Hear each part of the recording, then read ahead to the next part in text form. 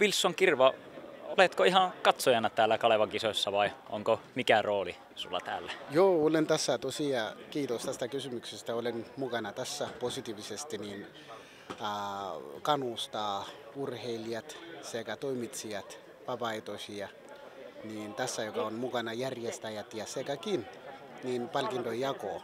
Ja tämä on hyvä asia. Se on niin tekisi hienoa mieli olla täällä.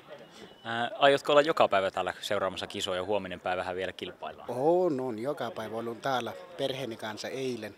Tänään kyllä oli yksin tässä ja porukan täällä ja riittävästi, että näillä Suomen mestaruus, joka mä olin vuonna 2000, oli niin melkein sanoin, että kuninkuus hommia. Voitin kolme laji, niin 3 matka samana viikonloppuna oli hienoa. Kun minä tulen takaisin täällä, ne on aina hienoa fiilis, että jes. Eli hienot muistot Lahdesta. Hieno muistot, erityisesti kun pääsee maaliin ja katselee tuolla taulu, joka sille maali aina lukee. Hyvä Vili, meidän Vili, Suomen leijona.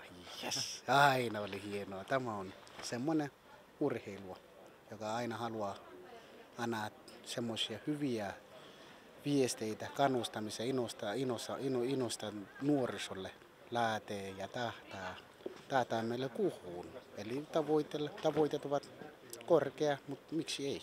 Jokainen voi onnistua. Siinä olit mukana palkintojen jaossa, kun Niklas Sandels palkittiin.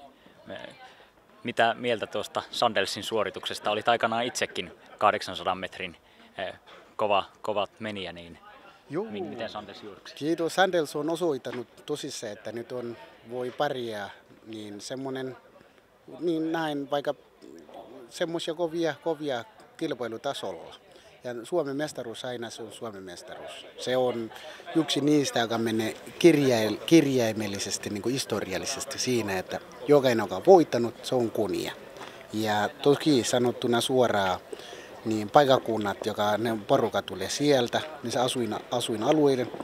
No, kun ne niin voittaja pääsee kotiin, lapset innoissaan, koululaiset, että jes, me haluammekin olla Suomen mestareita kuin Niklas. Sama kuin minä silloin kauan ja tähän asti, niin tosiaan sanottuna suoraan, että monet, mä oon jättänyt paljon vaikutukset jakin.